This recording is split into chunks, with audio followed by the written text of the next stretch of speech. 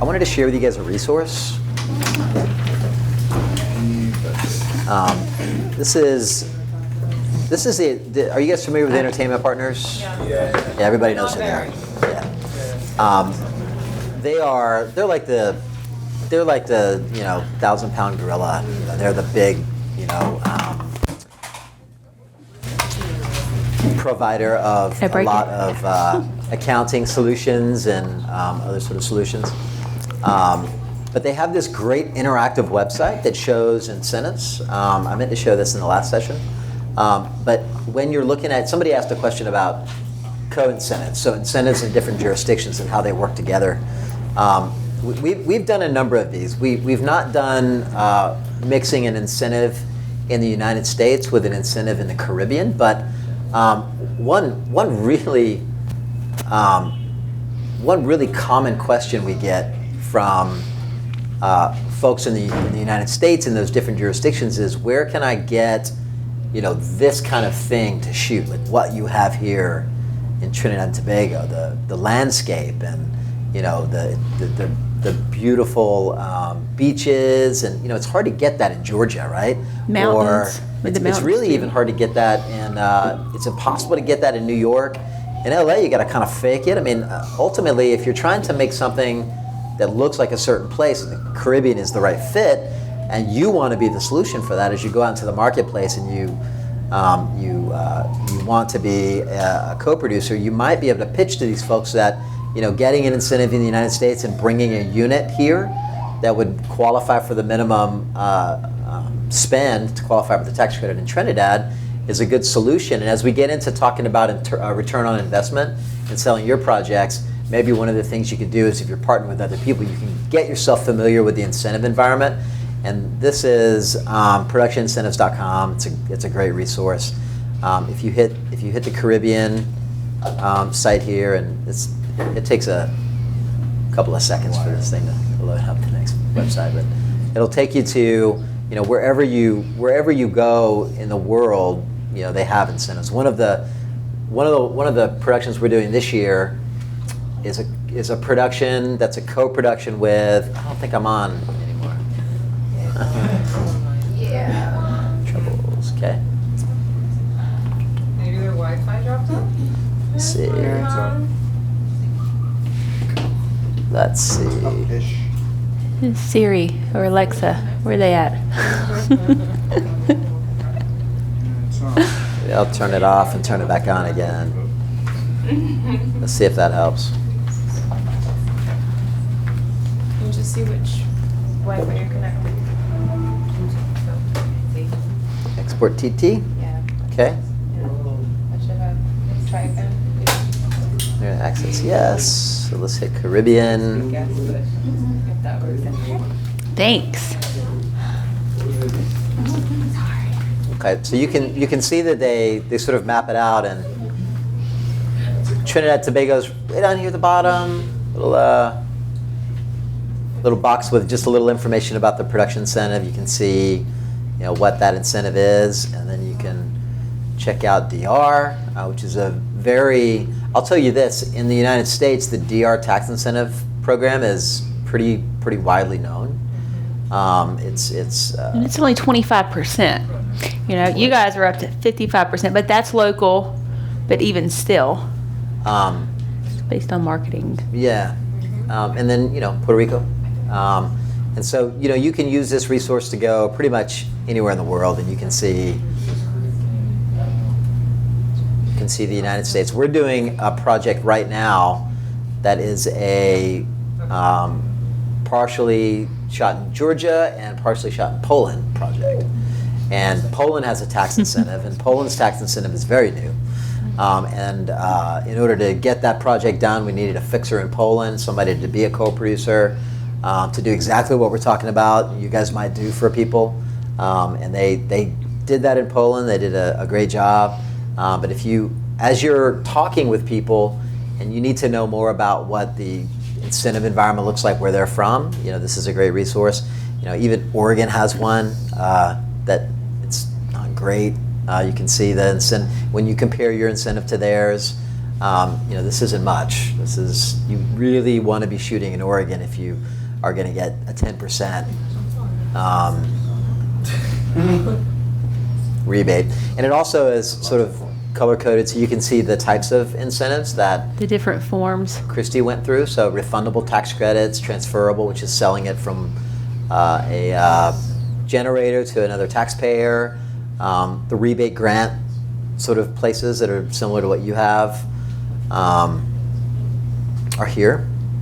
And then let's take it one step further. Quick question, Florida Yes. has no tax incentive program? No. Which state? Florida. So Florida has some difficulties. Florida has no income tax. There's no state income tax. There are. So in order for them to provide a benefit, they would have to write you a check. There are And other forms that we didn't talk about. Well, really, you could have, in Florida may, I know there are some states that offer offsets to local taxes, like sales and use tax or payroll withholding tax, and you could have offsets. But there are incentives that provide offsets to sales and use, payroll withholdings, to apply towards that sort of thing. I don't know if Florida is one that you could. I don't think there's any sort of film no, there's incentive nothing, whatsoever. nothing. Yeah. I mean, in Florida. So they just have their federal, not state. Yeah, they pay. Well, they generate their. So they still have. The state still has to generate revenue. They generate it through property tax and sales tax, mostly. Florida is a tourism destination, and so the people of Florida would rather tax the people visiting than tax themselves, which is smart. And if people keep coming, then they can fund their schools through other people's sales tax. So. Am I good here, John? Or let me slide back. Yeah. So we just want to show you that this co-production model.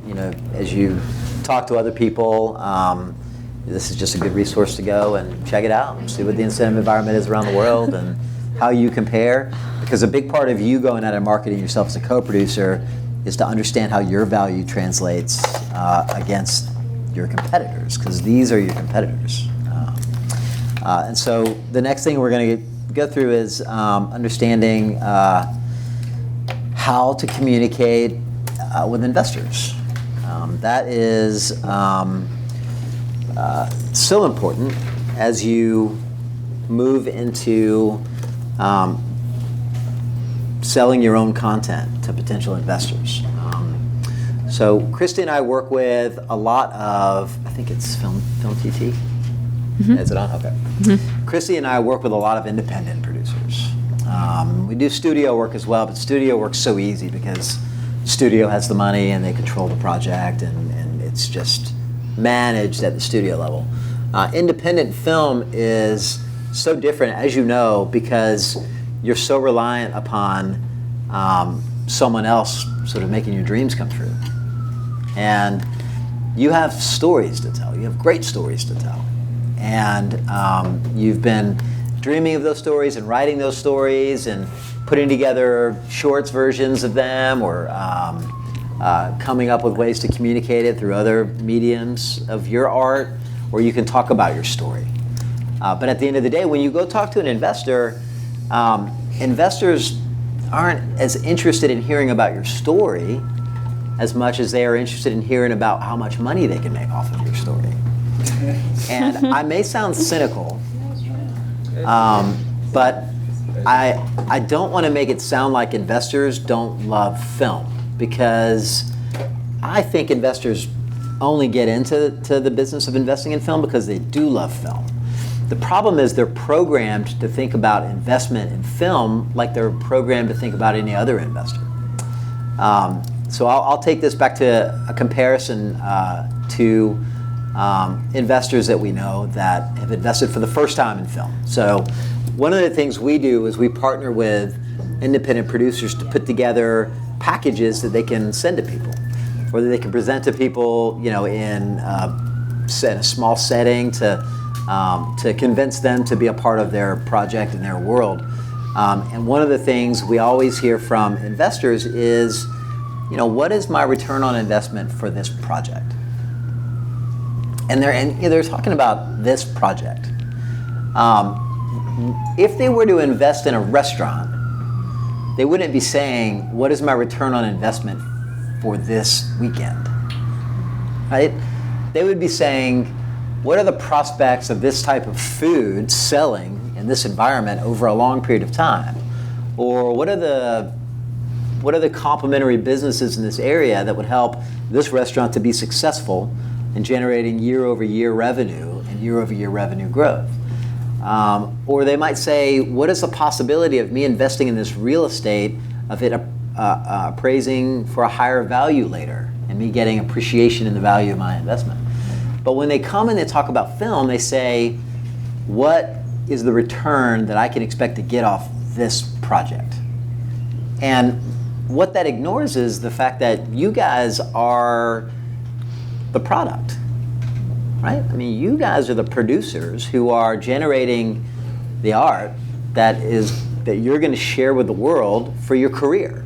I mean, I don't know, who in the room is going to be doing one project and then moving on to be an accountant?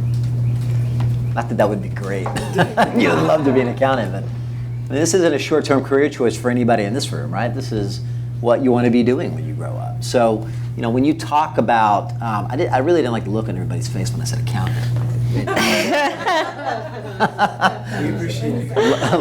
Last choice for you. Yeah, no.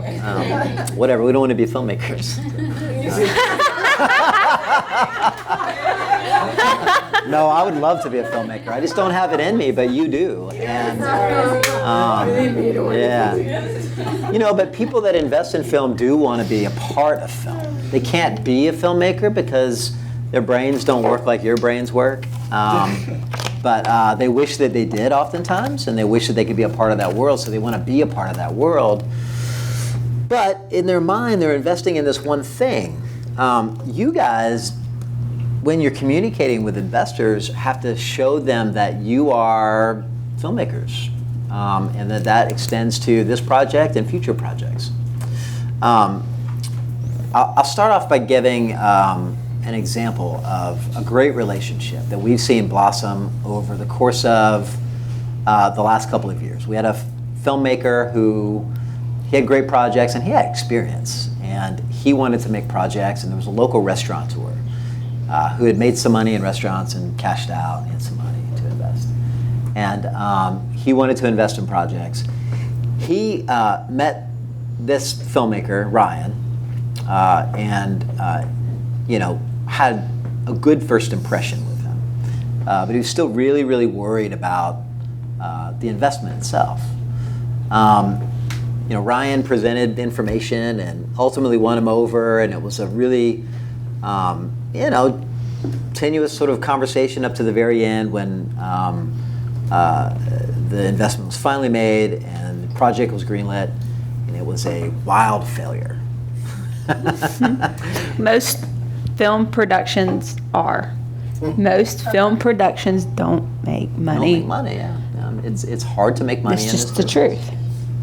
Yeah. We were saying that last night. Like if they did, you would invest in your own project. No, it's better to use somebody else's money. So you have to go get. That's what somebody else's words last night. That's right. Yeah.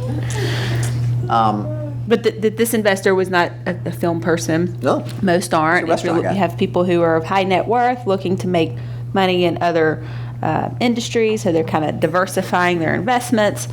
And so the return on investment, and I'll let you continue that, but the return on investment for each investor is going to be a different expectation based on each investor.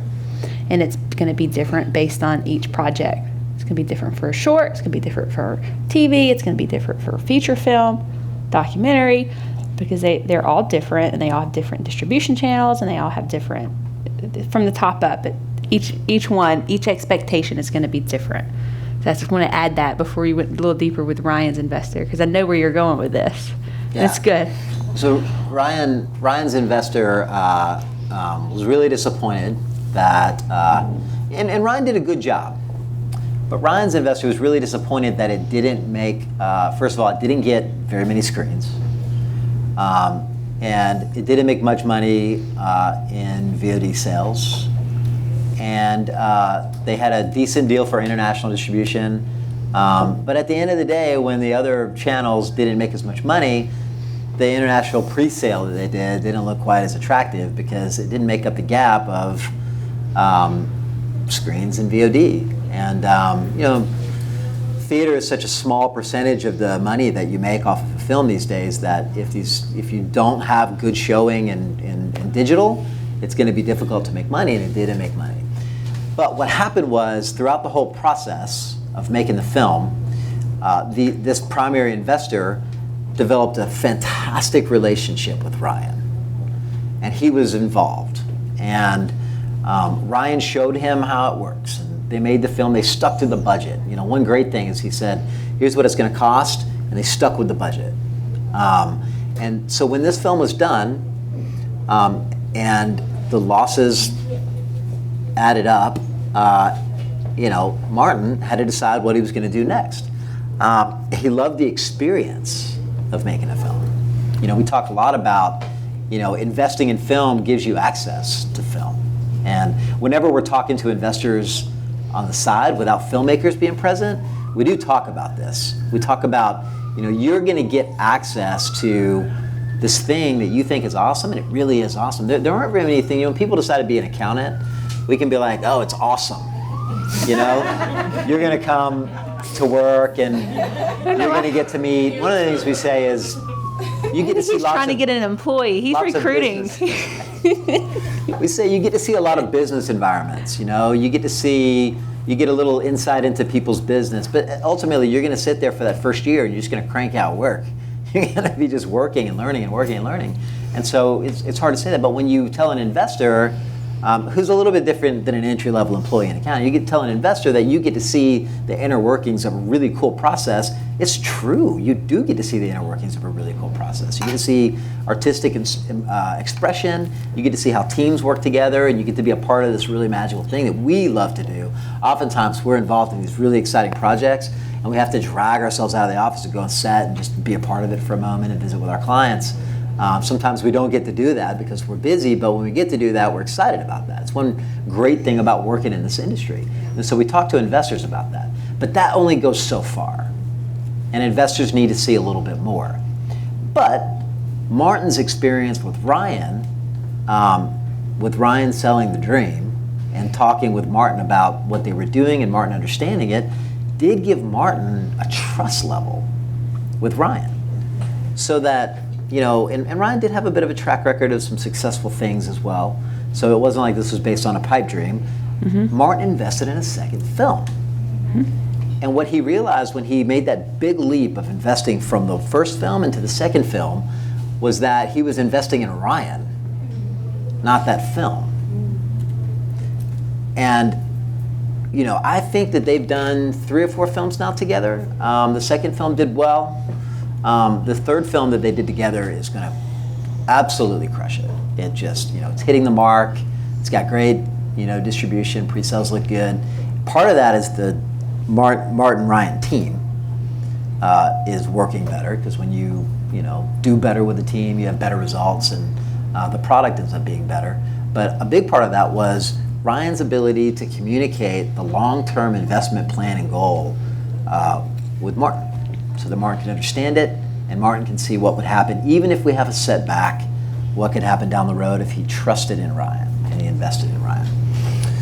So the return on investment for Martin, he went from trying and investing into a project to investing in a person.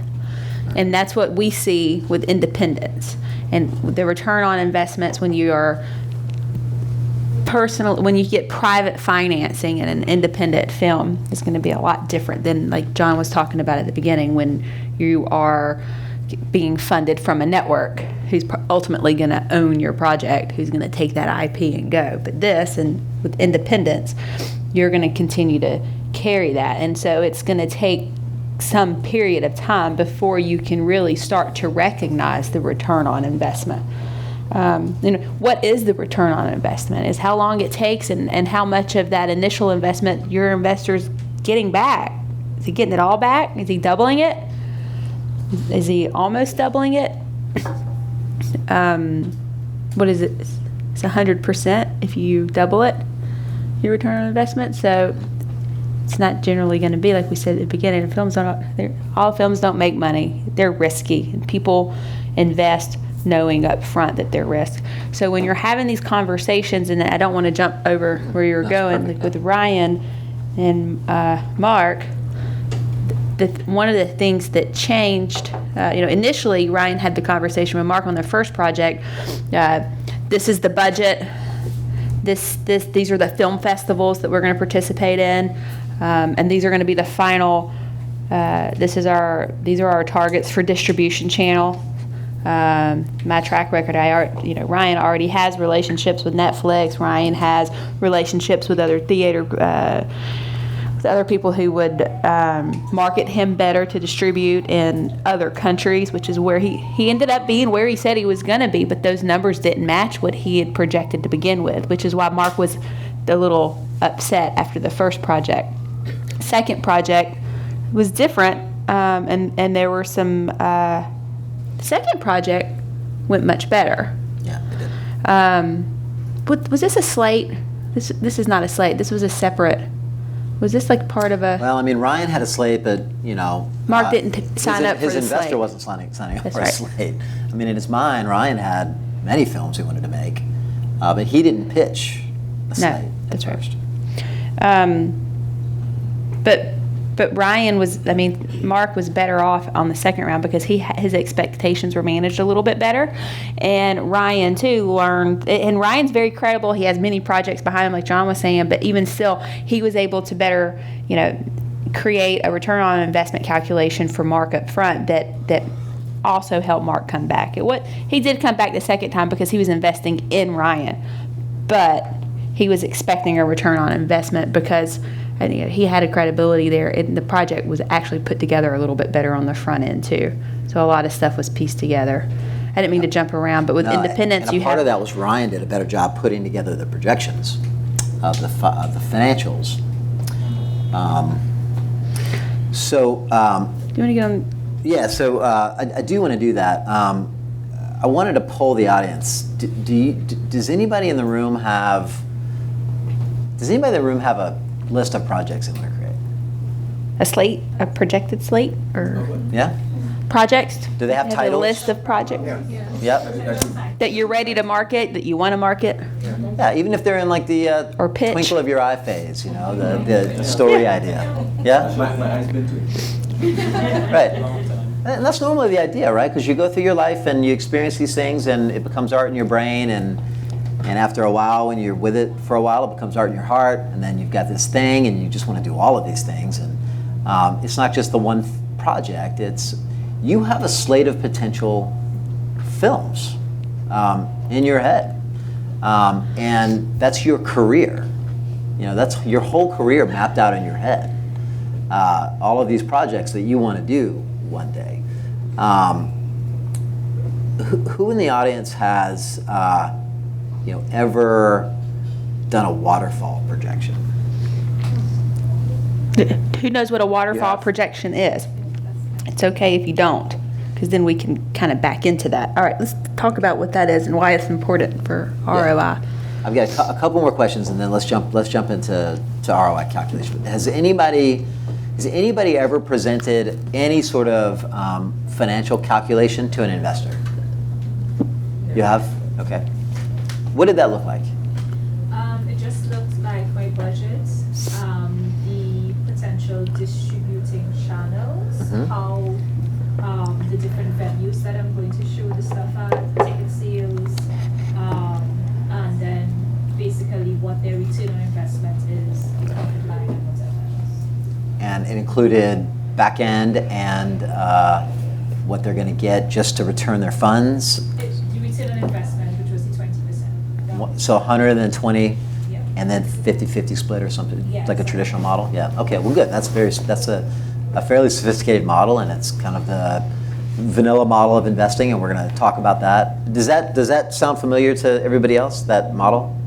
Okay, so we're generally all familiar with that? Okay, because I don't want to dig too deep into things that we all understand, but I think we will go through that a little bit, and I'll map out some of the numbers. Is there anyone who, so here's how I'll put it.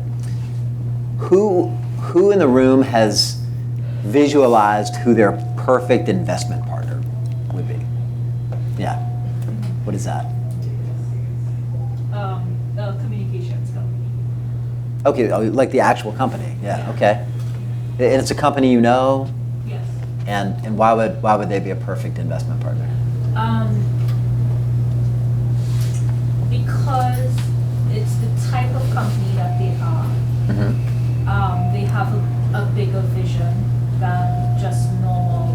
They want to invest in something. They want to build a legacy. Yeah. Which marries with what I want to do. Yeah.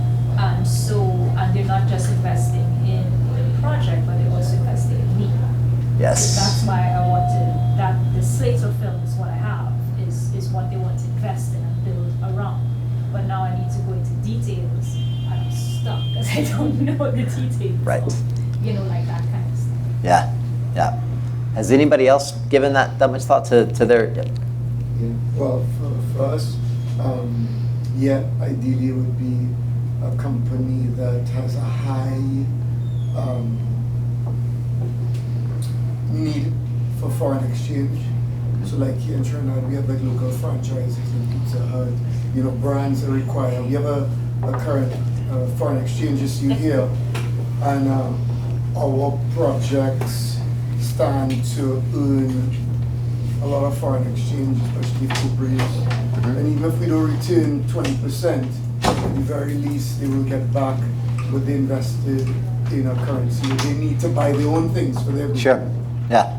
As well as mobile.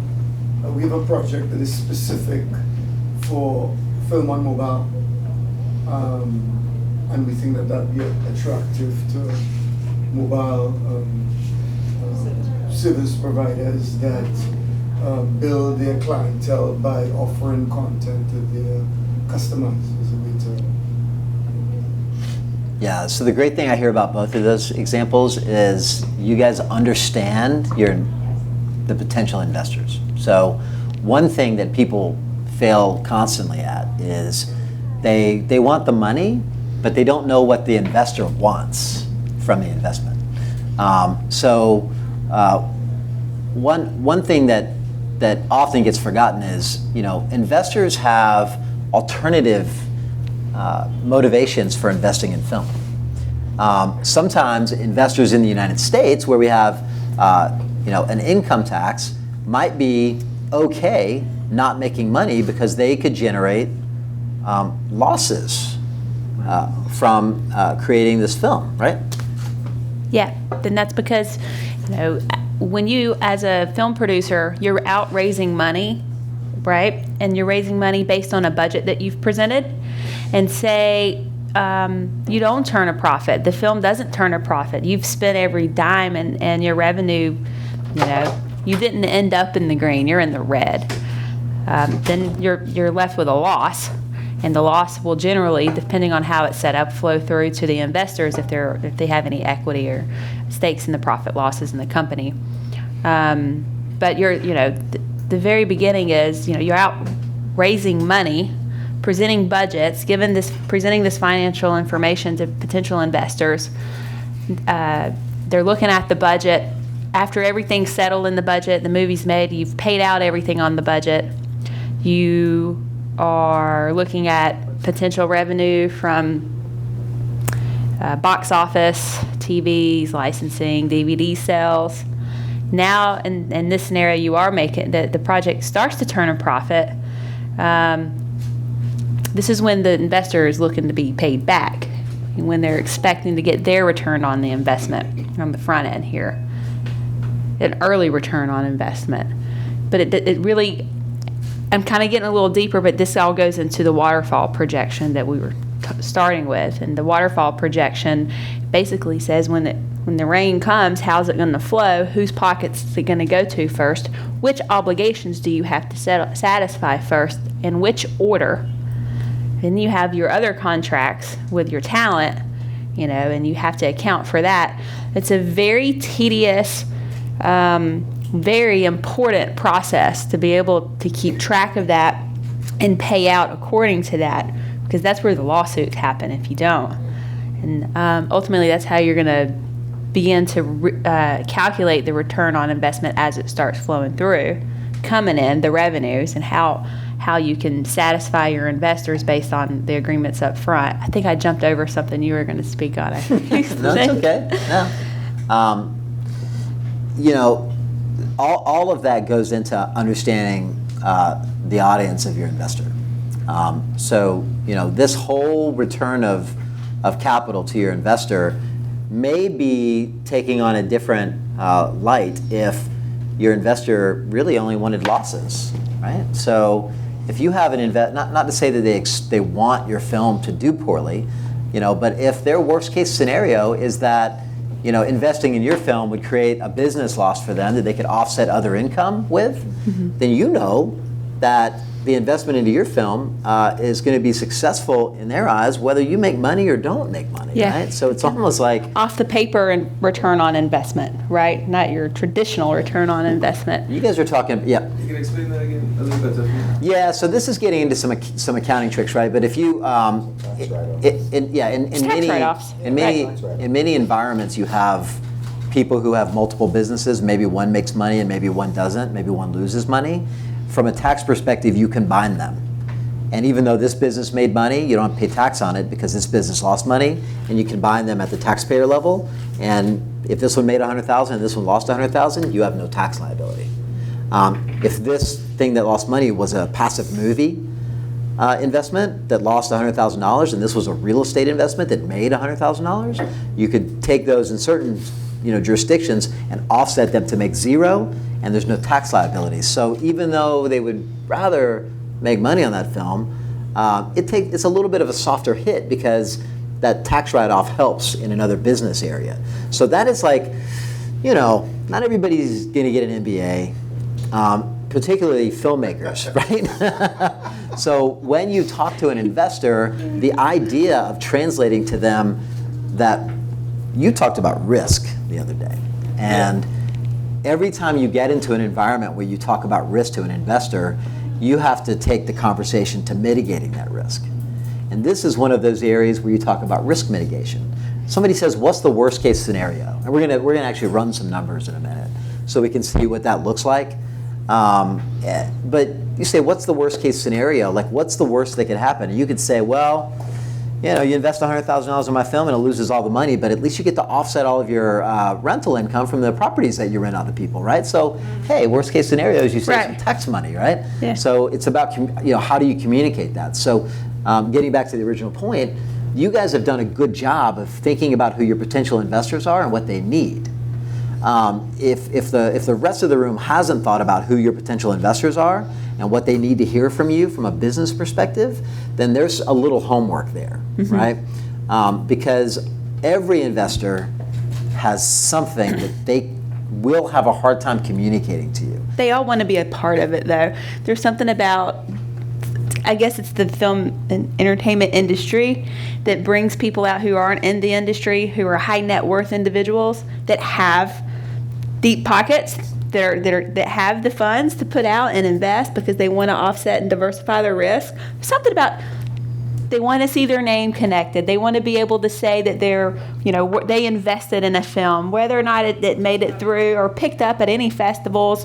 It's just like, it's like the unknown part of the world, and they have this connection. It's everywhere. It's here. It's everywhere.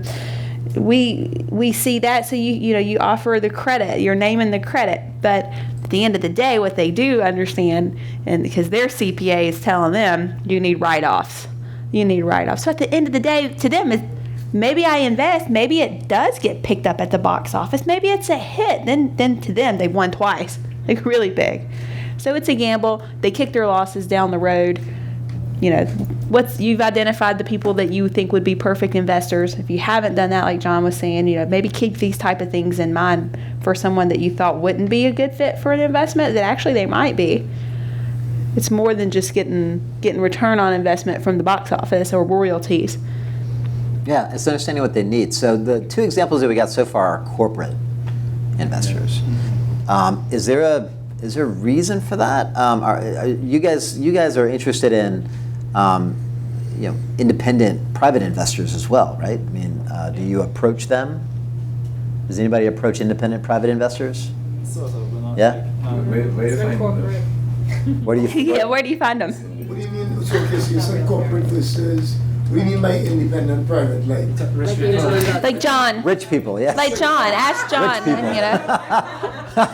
So how do you get John to break out his checkbook that he Not me, carries around and get him? He would be, Yeah, an rich independent people person. that have people that have maybe made their money. They've had their businesses and they've divested and they've done well in the world and they're looking for a new challenge and something new to do. And one place to go is we've found that it's a good idea. We have partners who are financial advisors or people whose primary goal is to advise rich people about what to do with their money, and sometimes partner with them to,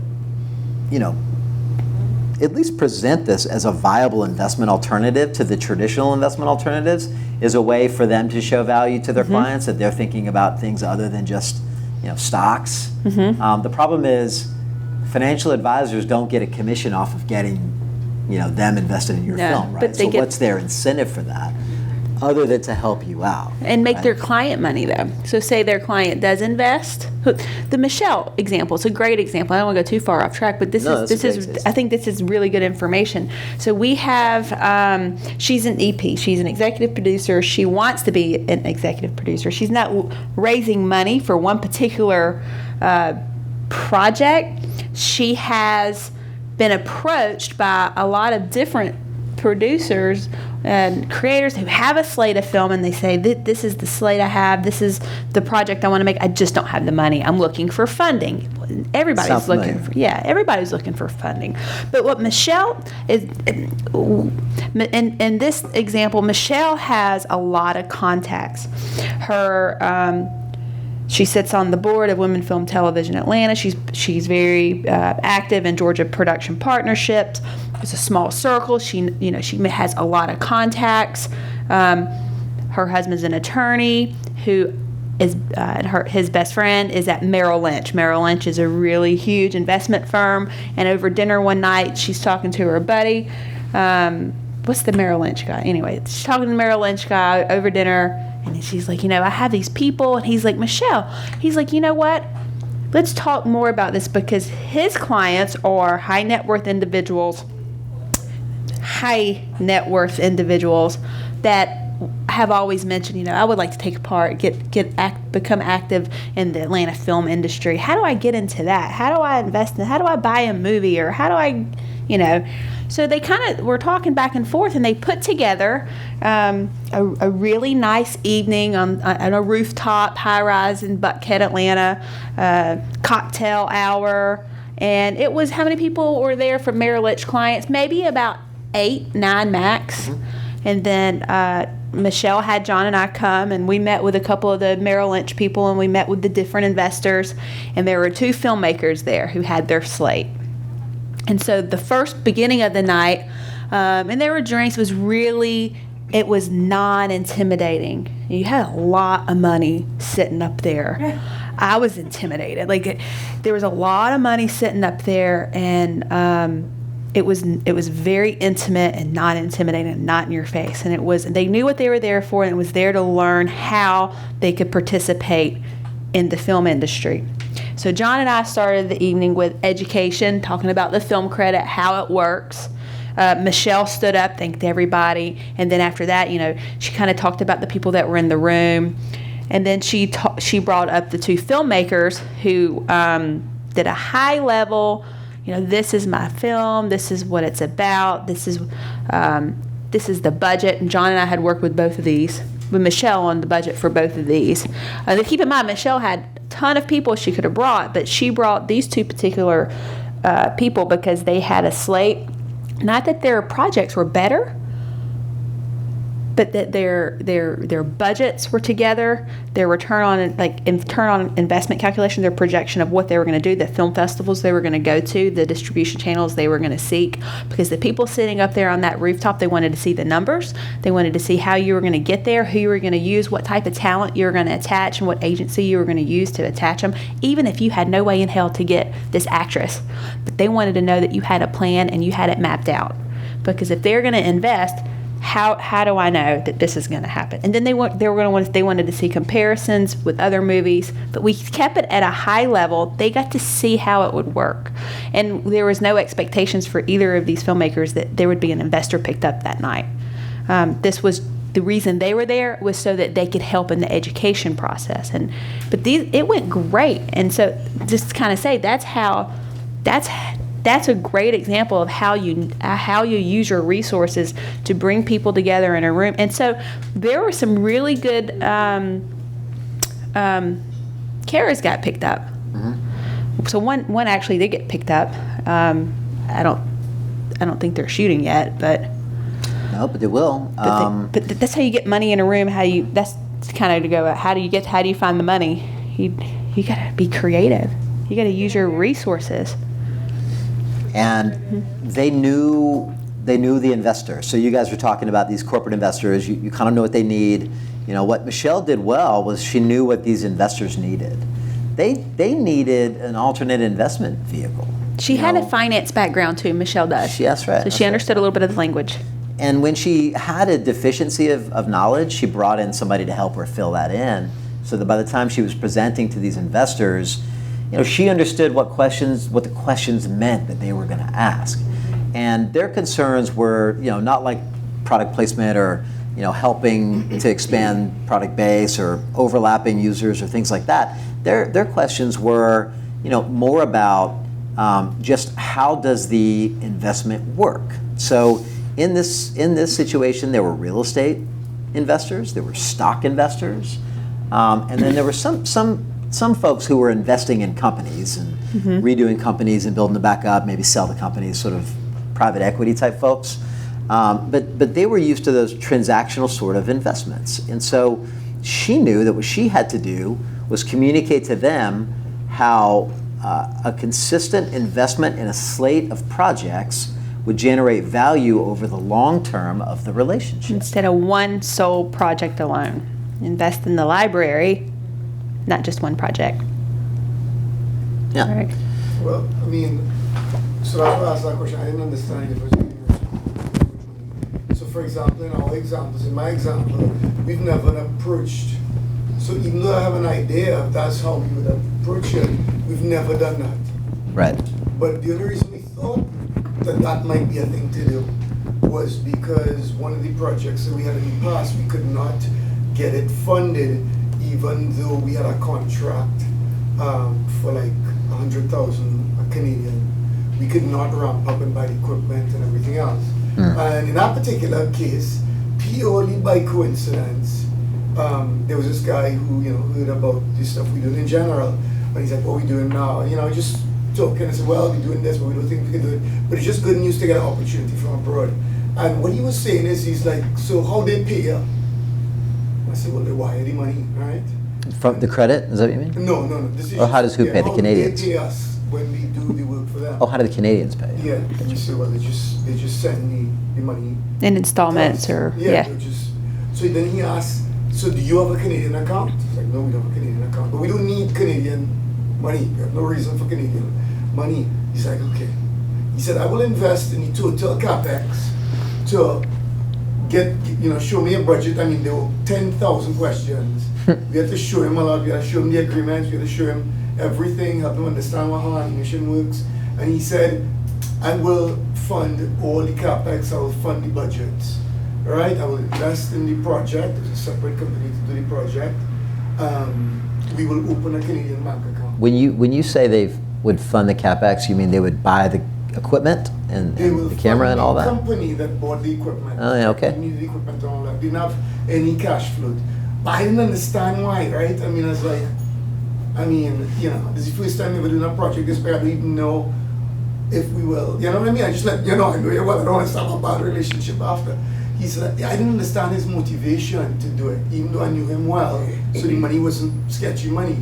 And it's only after, you know, he saw everything in his own born, I learned that he had 2 daughters that were apparently about to go to university in Canada. So he was one of those rich dudes. Mm-hmm. You know what I mean? I He had know that. disposable cash. Right. Well, it's a problem for people in Trinidad to send their kids abroad and to find foreign exchange Yeah. to pay. You just buy any foreign So I didn't know he exchange had 2 kids that he sent into university abroad. He had 2 kids that was starting at the same time in Canada, and he had to pay the tuition in Canadian, and he could not get that amount of Canadian despite all his connections. He could not get it. So he said, we'll set the bank account up, we'll set the company up, which he was a co-signatory. I have no need for Canadian, right? So it just worked out well. So when I say that now, it's like, well, maybe this is I've never done that. I've never gone to companies who I think me, but you know, that could be a way, right? Absolutely. Either go and see, you know, look at all the Form 6 kids and say, where you going to school? We go to school, yeah. We go to school. Nice watch. You know, the graduation, who's applying for SATs. That's extremely creative, yeah. I'd be like, You know, but in Trinidad, that's a unique scenario. Kids who parents, and that's richer parents do that. That's a beautiful scenario. that's and how you get creative. That's exactly what we're talking about is, you know, every investor has a different motivation. And and you know, it's not just this business. You know, every investor has a different motivation for any investment. And anytime you're doing business with anybody, understanding their perspective and knowing what they're doing and why they're doing it is so vital for you to be able to communicate well with them. I will add this. Anybody who's got a significant sum of money that they're looking to invest anywhere in anything at all is happy to talk about any of these issues with you. Sometimes when you're an independent filmmaker and you go to investors and you talk to them, you're afraid that you're going to say something that's going to mess up the deal. There's going to be something that you say to offend them, or you're nervous in the conversation because you don't quite understand all of the language because they're used to talking in these terms. Well, guess what? You're used to talking in terms they don't understand either. And at the end of the day, most investors are going to be perfectly okay with you saying, why? Why are you doing this? Why will investing in a film help you personally? Tell me what it is you're doing in your life, in your financial life, where investing in this film might assist you in your overall investing goals. And even though, like Michelle, didn't have all of the pieces and knowledge together, she could get the people that she needed to help her by developing relationships who could help her to understand what the answer to that question She was. built her team. She called John and I. Our firm helped her. We put in a good bit of lunch and hours to help educate Michelle. Because what's in it for us, Michelle's going to go out. She's going to land funding. They're going to need production accountants. They're going to need tax incentive accountants, right? So you invest in each other, and then it comes back. She didn't have everything, so she found it.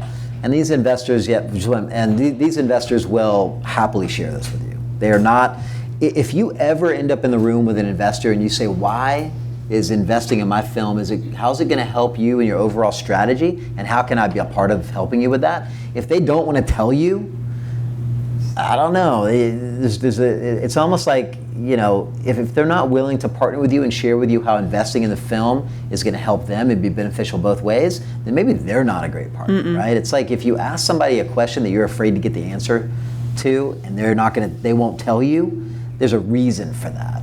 And so you're allowed to vet out investors, just like investors are allowed to vet you out. And sometimes when you have a conversation with them and you talk to them about their needs, that gives you a little credibility. You get, this person. If you approach somebody else with that strategy, and you said, not to get past my art because the film is really important, but I think you have a need that investing in my film can help you. Tell me about your situation, and they share with you. Suddenly, you've come up with a way to invest in them, right? And the tables are completely turned, and that changes the relationship dynamic, and they feel thankful that they were in a relationship with you. and everything else is sort of built on a base of that. So I'm sorry. I think you had a question too. You were going to ask? Yeah, I can. Oh, I'm sorry. There, Yeah. I want to add. There was one investor that was picked up because they just wanted to be on the red carpet. They wanted to be invited to the premiere and do the red carpet. That wasn't for Michelle's. That was Arthur's thing. But they just wanted. They put out a few hundred for just to make sure they were invited. People, if you do come across that, people that are film investors by trade, and they are there too, how you meet those type of people or organizations, and networking, utilizing your Stage 32 profile, because there's a lot of stuff that goes on in those lounge rooms that you'd be surprised. There's some big hitters that hang out in there. But anyways, they are educated on investing, and they have done their due diligence, they've done their research, and they know that they're not going to get a real return on investment just by investing in one film. So they are constantly told and encouraged to invest in multiple films, which could be 10, 20, 75, 100, depending on how, what they're investing in, shorts, documentaries, features, to what extent. So, but anyways, you asked John, like John said, you asked them what's in it for them, what are they looking for, or you won't know that he could help him send his daughters to school, pay the tuition. Right. And that's not in part of the ROI calculation. We have, That's something else. I was gonna say, we have 30 minutes left. Do you want to do the ROI or the? I do, but there's a couple other things I think we have time to get through a couple more of these, and then we can do that. This sort of relates to that, and I want to know, as you've approached investors, particularly, well, it doesn't matter. I mean, corporate investors or private investors, rich people. What has your presentation style been as you've gone to them? What have you presented to them? Give me some examples of what you took to them, how you let it off, what you talked about. I mean, well, for me, it's with sponsors because I haven't worked with investors, but so this was with someone who I pitched on a documentary. No, it was 2 PSAs for television. It was part of a social action campaign. Okay. And then, so they came on, and I sent the proposal to them, which included, the treatment, what they would receive as a sponsor, the budget, the bios of the core team members involved. I think first, just ahead of all of that, was the mission. So was the objective of the campaign. And part of that was very much like my beliefs, why I'm so impassioned about this, why I'm so committed. So that came very early on in the proposal. And then from there it went to an actual pitch with them, where I met, it was a bank, and I think it was about like 8 or 10 of them in the room. And so then it was a visual presentation. And then after that, I think that took like maybe about a month or so of sort of like back and forth with them, and then they made the decision to sponsor.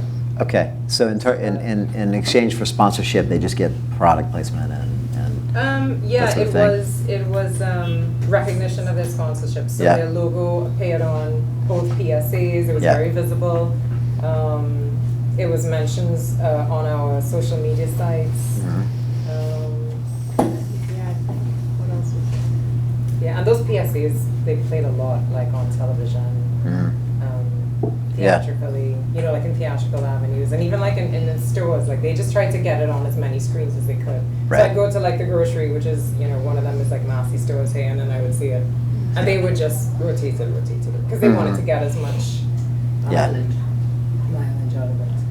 Yeah, so that was my process with them, but they were sponsored, they weren't an investor. Okay, So it's very relevant. It's a little bit easier, but it's still very relevant. Anybody else with an approach? When you went to these corporate investors, did you go with Deck. a deck? Yep. Deck, and well, for financial people, a different type of deck. Some of the visuals for the projects, but like some stuff very similar. The bios, a show reel most of the time, and details about what the project is about, what the company is about, and what the opportunity is. A lot of times the 2 times that I went, one was very contractual, so I showed the commitment. And the other one, I didn't have anything. I mean, it was pure speculation in terms of numbers. So I try to put a little bit in on what, something else did in terms of following and Sure. and viewership, but I could not, in that particular instance, attach like revenue numbers from those just speculation. Right. So in both of these situations, there was no quantifiable return Correct. as a part of the package, and so that can be difficult, right? So and it's sort of what I expected to hear. Sometimes I ask this question, and filmmakers will go, "Well, I sent them a sizzle reel." I said, "Well, what'd you send with it?" "Nothing." Well, you send somebody a sizzle reel, they're just going to see some work you did. And I don't think that anybody has ever talked anybody into buying and developing an apartment complex by sending pictures of an apartment complex.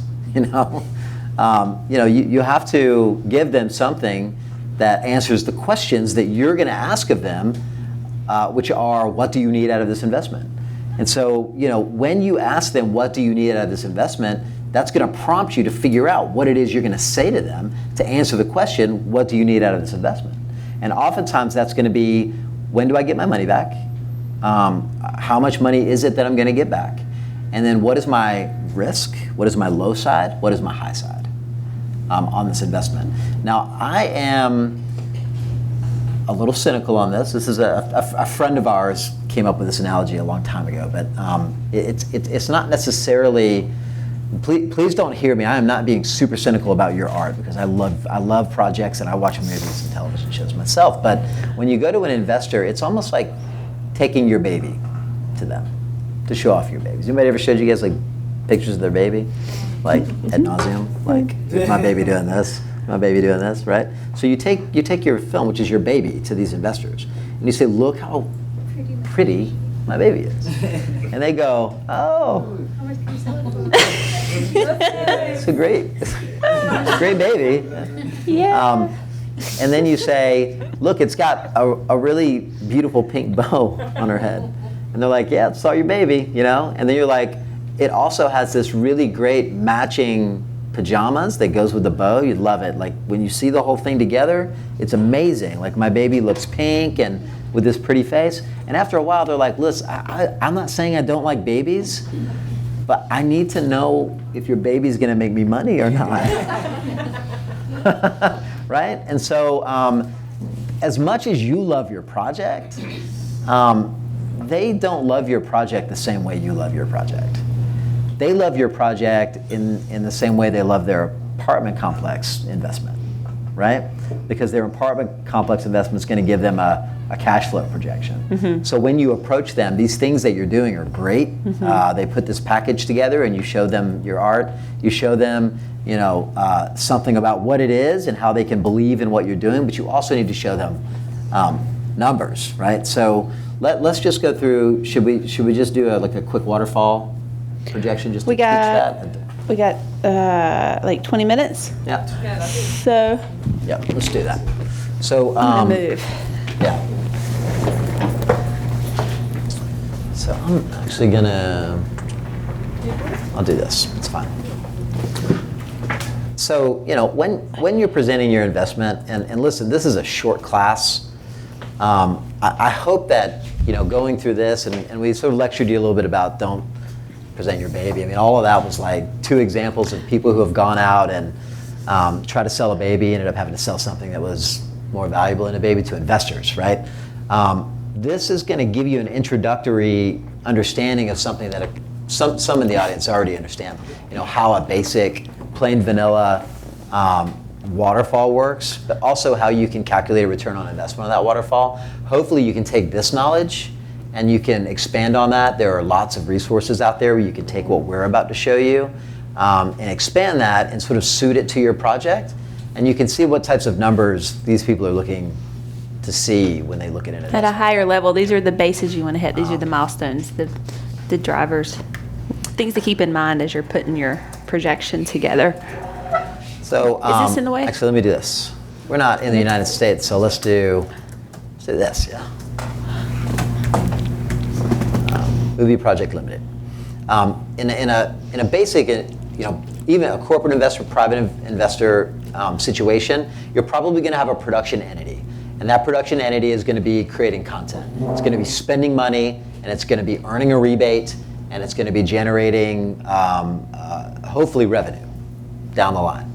Oftentimes, the revenue that's generated from a project over the course of time doesn't necessarily live in that company forever, because these companies are temporary, but the product that you're creating, that intellectual property, lives on forever.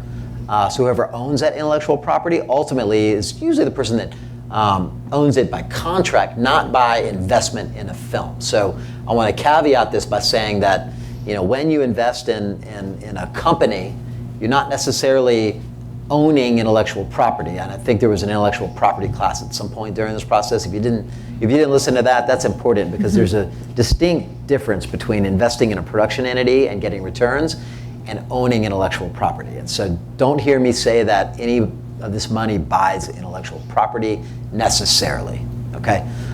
So here you have two sides of a coin. You have producers, and you have investors, okay? And let's call this equity. Is the font big enough? Do we need to zoom in? Can you see?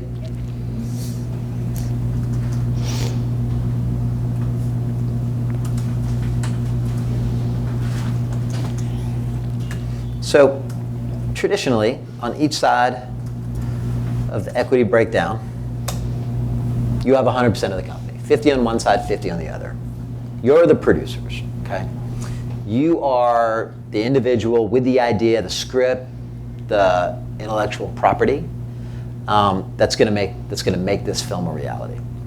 On the other side, you have the investors who have the money, and they're going to make the film a reality from that perspective. So equity isn't necessarily the same as investment. Let's just assume that you have $0 to make your film, right? You just have an idea and a wish. And so you're not going to put any money into your film, but somebody else is going to come in and put $1 million into your film.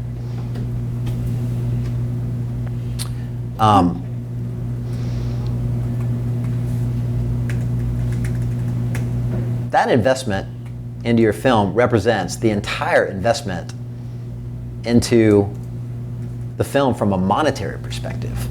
But from a non-monetary perspective, it's only a part of what's being invested into this film, because on the other side of the coin, you have sweat equity, you have all of your ideas, you have your script, you have everything that's happened up until the point where you got the investor, and now you have this idea. So they've put $1 million into this film. Now, what are they going to get back out of this? So one of the questions that the investor is going to ask you is, what do I get from this? Right? And that's a really loaded question. But one of the first things they want to see is who gets money first, right? So think about it. Well, the first money that generally comes into a film in an incentive environment is money from the incentive, because it's the first thing that's guaranteed once you're approved, right? So out of $1 million film, let's just use nice round numbers, and let's say that out of that, you're going to get a 30% credit. Let's just say it generally, after all the calculations are done, because listen, at the end of the day, we have these nice round numbers from the film commissions all over the place. Those nice round numbers don't necessarily generate to a nice round number of credit that comes back from your spend, because some things qualify, some things don't. There are all these little idiosyncrasies. So let's just call it 30% of cash you're going to get back on this $1 million. Generally, that investor is going to want that money first, right? So these contracts are written so that this investor gets back his one. We've got $100,000 here, 100,000 TTCs. I'm going to change that to $1 million.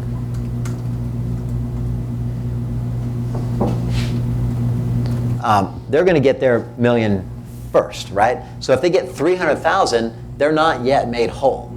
But what we call this is first position, right? First position in a film investment is going to be who gets their money first. Generally, if you have debt, so if you go to a bank, they're going to want to be in first position because they're only going to lend money against maybe the credit. You talked about financing the credit, maybe private investment finances against the credit. Those people end up in first position, but in our situation here, we're not using a bank. So that first bit of money that comes back is going to go to these folks. And so we're going to start out here. And we're going to say return. And this is a very rudimentary sort of payback, just to illustrate this single point. But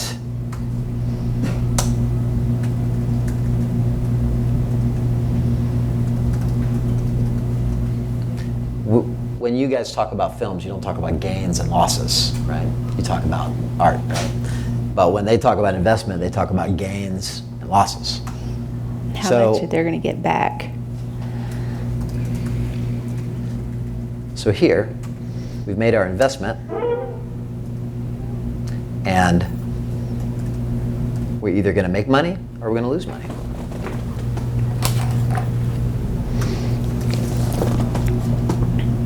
Let's do it a little bit different.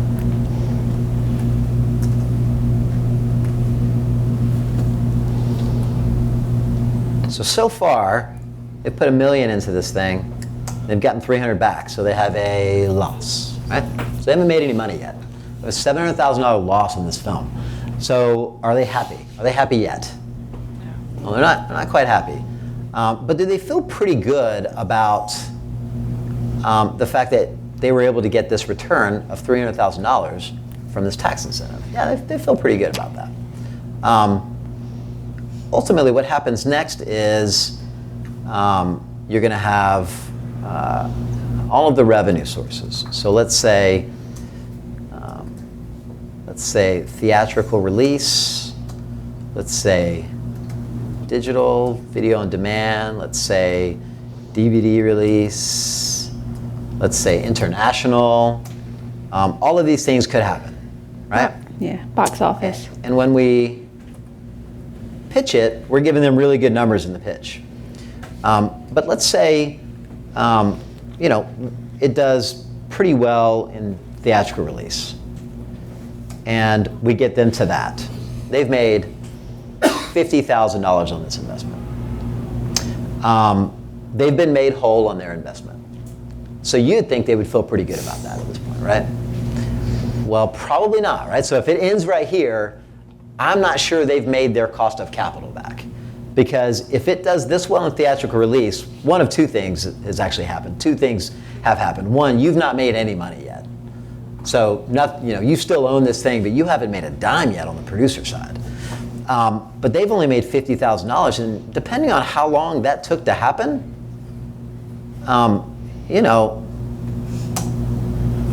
a 5% return on that investment, it's not very appetizing when you consider that in alternate investments, they could have made much more than that in a shorter period of time. Let's talk about how long it takes between the time you get into pre-production and you have to start getting funding from your investor to when it gets through post and to release, especially in an indie environment, especially in an environment where maybe you guys have to just shoot when you can, right? You got to get it done when you can. Maybe you can't keep a tight production schedule. You can't start here, end in 30 days, get post done in 60 days, and get it to release. So sometimes that investment time frame is much, much longer. So timing matters in this. So a 5% investment, and let's just say it took you a year to get that 5% back, 5% over the course of a year is very, very bad for an investor. So when you're communicating with them, you have to talk about time as well, right? So here we have $50,000 that's come back to them. They're going to be made whole at usually, let's talk about a traditional model like what you said. Usually a traditional model has producer getting nothing until investor's made whole plus a 20% premium. Now a 20% premium just means the use of your capital is so valuable to me that in order for me to gain access to your money, I'm going to give you a premium of return on capital of 20% of your initial investment before I get anything, just to show you how thankful I am. For them, it's really just a bare minimum, because 20% on top of it is really a 20% return on investment, and it's kind of the bare minimum they would like to get for the risk that they're bearing. Because generally, out of 10 films, 7 of them won't make money, and the 2 that do make money, they need to get a return before you get anything to make them whole, not for the one investment, but for all of the other investments they didn't get the 20%. So you start out with the 100%, then you get the 20. And then on the back end, generally, after the 120 is done, you're going to split the profits 50-50 with them. This is a traditional model. So before you get a dime, you've got to pay 120% of your money back to the investor, and then you have to split it with them. So they're still ahead. Now, they deserve to be ahead because they bore the risk, and they waited for their money. But in this case, in a realistic situation where we have to give them $200,000 before we get anything, we've waited a long time, and we've gotten through all of theatrical release. So let's say that this film makes, maybe it does fairly well because you get a deal with Walmart, and Walmart says, yeah, I'm going to sell your stuff in all our stores. I really like your disc. So make me some DVDs, send them over, and we'll put them in our thing for $5, and you'll sell them. So maybe you end up selling $200,000 worth of DVDs through Walmart. That's your second distribution success, because you did really well in theaters, and here you are making a little money. So in this case, you've made $50,000, your investors made $200,000, they've been made whole up into their 20%, and you get some money. Actually, this is not right, this should be $25,000, because your investor is actually getting half of that additional money. So now you've made a little bit of money. They're at 23% return on investment. This model that we just put in place here is very simplistic, but delivers a very powerful point. And the point I'm trying to make here is that you do not have to have an MBA to show an investor how a return from a film works. When real estate investors talk about real estate returns, they understand time. They very much understand time. Because when you put money into a real estate investment, you need to know when your cash is going to be liquid again so that you can invest in something else. So you understanding what they need to hear about time is very important. So if this is 23% return on investment over the course of 1 year, then you can say that's pretty good annually. It's an annual return on investment. But if this took 3 years to do, then it's not a 23% annual return on investment. It's less than 8. So your investor is going to be looking at, and it's probably not even cash flows either. So your investor is going to be looking at that and comparing a less than 8% annual return on investment to alternate investments that they could be participating in. So this 23% in this very simplistic model, which will really work for most projects, will give you the ability to say this 23% over the course of 18 months, for example, is going to be something like a 60% annual return on investment, annualized return on investment. And that's how they compare that with other investments. Does everybody understand that concept of sort of annualizing the return? Sorry, but like in generating those figures, right? So like say theatrical release on demand. Is it that like you're now talking to like distributors and being like, hey, if I get this talent, like how are you gauging what your potential figures are, and not just like pulling numbers out of a hat? It's a great question. Yeah, it's a really great question. We helped a client to show a potential investment model for a film that was going to star, what was it, Kate Blanchett, I think, was going to be in that film, and so Kate. Is that her name? I can't say. Yeah, Kate Winslet. It's a period piece. She does all period piece. Kate Winslet. Yeah. Had okay from her agent, but she wasn't going to attach herself though legally until. So she wasn't attached to this film. potential attachment, right? Yeah. Potential attachment. And so what they did is they showed comparables based on her level of talent, you know, that type of. And so these, I think the total budget for this was like $10 million or something, and they were showing comparables at a level that if a Kate Winslet was on the film, would make $30 million in the box office. Investors see right through that, right? Because investors are looking at, show me what's actually reasonable, not what's possible. You're never going to sell a sophisticated investor on a stock that's going to do what Apple did, right? Because no stock's going to do what Apple did, because there's only one Apple, right? So if you went and you said, hey, I've got this great phone, and if you touch it, you know, like the apps open up and it's great, I can flip through it, it's going to sell like gangbusters. Here's my proof. Here's what Apple did. Right? That doesn't make sense to an investor. So that's the exact same thing that she tried to do with this Kate Winslet project, because the first question they asked was, is she attached? And they didn't say, is she attached? They said, do you have a contract with Kate? Right? What is your contract with Kate? What is the likelihood that Kate won't do this? Those are the questions they asked. And so then they had to say, well, I mean, she's not attached yet. She's waiting on you. All right? So the investment needed to be there before Kate was attached. So that's a really long roundabout question to answer to your question, which is, when you do comparables and you attach it to these numbers, if your comparables are unreasonable, these numbers are meaningless. Gotcha, yes. Absolutely meaningless. And no CPA can tell you whether your comparables are meaningful. So this goes back to the Michelle example that Christy gave, where she put a team together, and that team helped her to put comparables together. These were industry experts, people that could speak into her specific situation to say, you know, here's what's possible. What they did is they presented high, medium, and low. And this is what most people do. They present high, medium, and low. So you could go with the Kate Winslet high, right? But you better also show the low if certain other, you know, talent is attached, or if we get this talent, then we can expect this. And that sort of gives the investor control. Yeah. Right? Because the investor can say, well, okay, I mean, maybe we get Kate attached, but my risk is here if we end up low, and if Kate's cousin's on it, Kate's younger, lesser known cousin, Kit, is attached to it, you know, it's going to probably do this, right? So it's really about being reasonable with how you present it. These numbers are what they are. But these revenues, high level numbers, and they're standard. You could go deeper, you know, and put in projected international sales.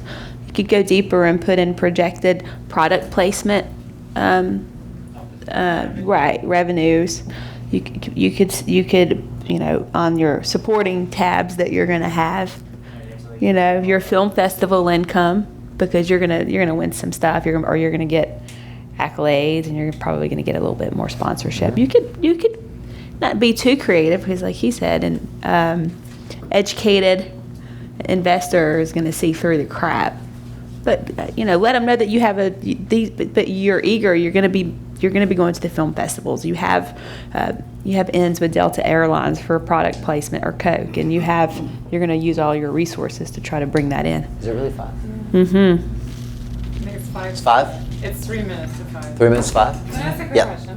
What happens if you don't make these revenues? You have loss. That's why it's an investment.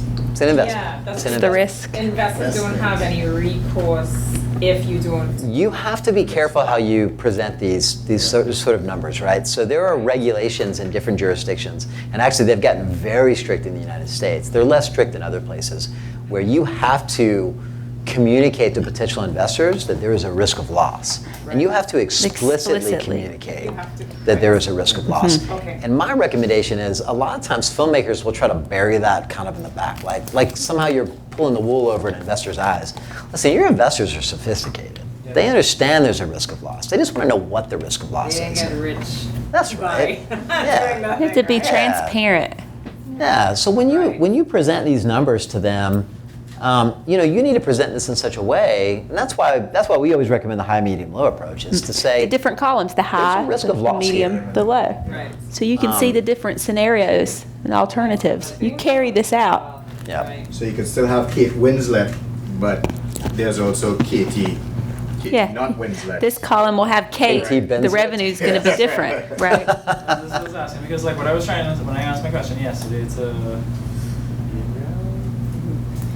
the question I asked yesterday in terms of like in space and investors was Yeah. like as I said, I was at this angel investor forum where it was a room full of like all of the Caribbean Right. angel investors.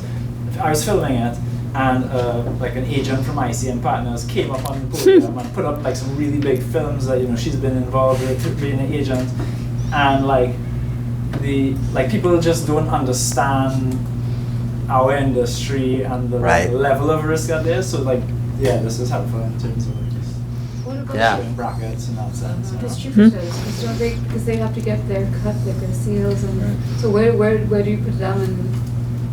Well, so that's actually a question of, this is sort of net that, right? So when you have a distribution Alright, deal, so this like this is sort of is net that, right? also- Because you're going to have a CAMA agreement, or like there's going to be some agreement with distributor where Say what you CAM know they get theirs first, right? Say what CAM means, John. Right. Collection account manager. Yes. So, So did everybody hear that? CAM. Collection account Collection manager. account management. It's collection They account collect management. everything- They collect all the receipts worldwide and then they Yeah. distribute it to all the places. Because those agreements can be very tedious. We were talking about the water flows and then the waterfall projections, and then when you get into distributions and you have them in all these different channels, there are factoring, there are fees that are coming out to pay the CAN, there's fees that are going out to pay the distributors, and what you're finally left with, you need another account manager when you get to that point. That's what a CAM is. It's a Distributors will require that you have this. Yeah. Because if not, they don't have control. And so the revenue gets paid out after it goes through this filter.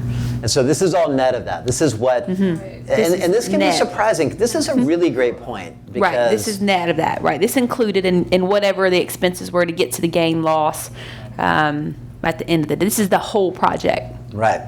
return on investment. And it really is important to put fee, because another thing that a lot of times investors don't understand is like P&A.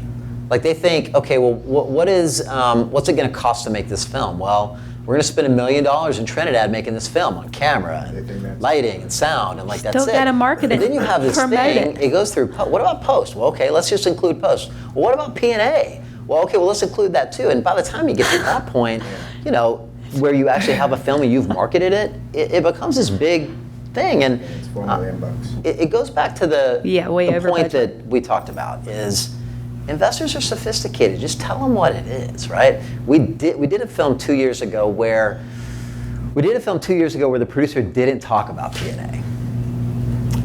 Where the producer didn't talk about P&A with the investor, and they made the movie, and they had to go back to the investor and say, Need more money. it's going to cost $25,000 for us to travel around and do this thing, and then we got to pay these people for the posters and the marketing, and then these people need this, and these people need this, and the investor said, whoa, like this number right here does not include that, and you told me it was this, but now it's this, and it changes the perspective of that conversation with the investors. So being honest with them about that investment is really important, because when you get to the end, our first example where we talked about that trusting relationship that Ryan and Martin had, that won't happen.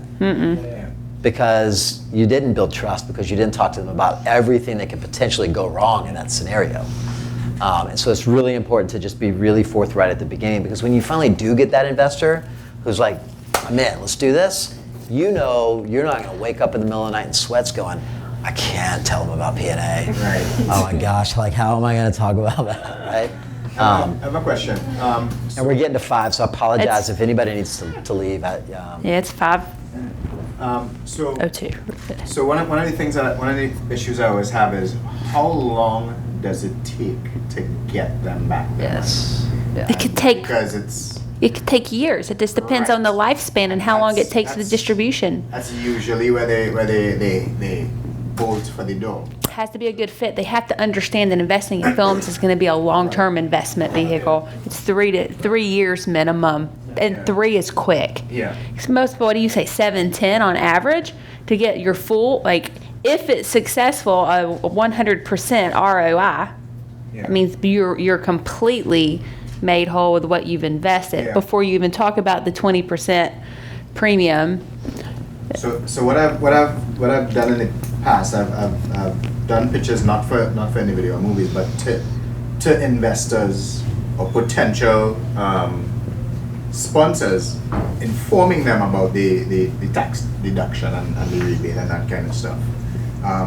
And so what I've tried to pitch them on is the idea that this thing does give you that money year after year after year after year in kind of in perpetuity, right? So that even if you're not getting it immediately up front, you never stop getting it. Right. Because even after the producer dies, even after the creator dies, your corporation will still continuously get that money.